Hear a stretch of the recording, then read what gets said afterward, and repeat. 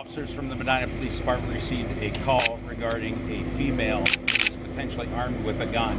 A short time later, the caller called back, indicated that the female was now holding hostages in the Medina Hospital here in Medina, Ohio. Officers responded to this complaint. We set a perimeter around the building, secured the hospital, put the hospital in lockdown. They followed their lockdown procedures. Officers then split up into teams throughout the hospital and went to the immediate area of the complaint, which was in the South Medical Building. At that point, the officers determined that it was unsubstantiated.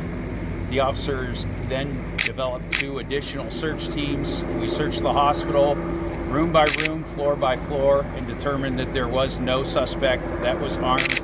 We did not locate that. We believe it was a false complaint. So it's a hoax?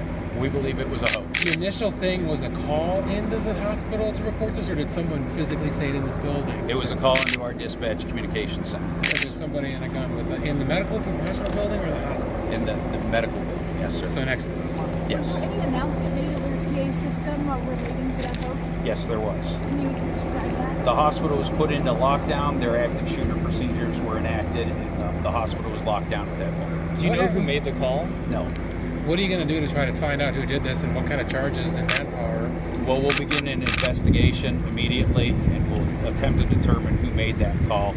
We'll use our investigative procedures to do that. Did it come from a local area code? We're not aware of it.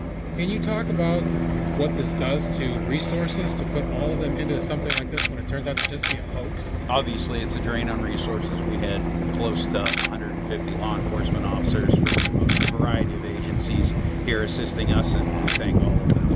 What were employees inside the hospital doing while you guys were searching? They were on lockdown inside their offices.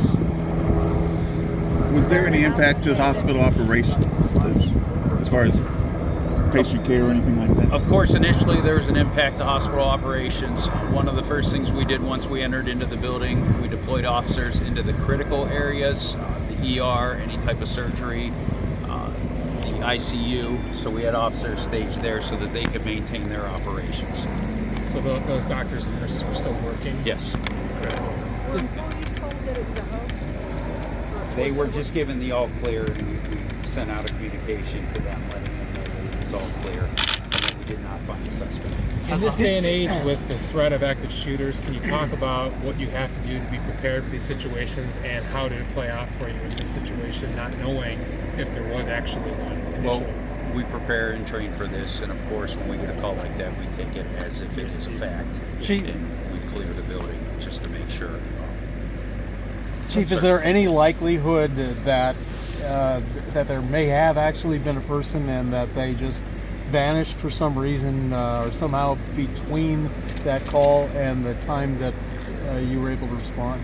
No, we had no witnesses inside the hospital that substantiated any of the claims that the caller made. Has the hospital resumed normal operations? Yes. Were there 2 calls that were made then? It may have been one call with 2 descriptions. I'm not absolutely certain. Was it a man or a woman who called? We're not going to release that information at But they this said time. it was a woman with a gun. That's correct, yes, sir. Okay, Does it- the hospital will have a little bit more in a short period of time. I think they're going to set up a command center downstairs, and they will answer any of the questions that you have, and I'll be there as well, too, for any additional questions. What time will that be? I don't have an exact time, but once they account for all of the patients and the staff, then they'll invite you in, and you can speak with them as well. Will you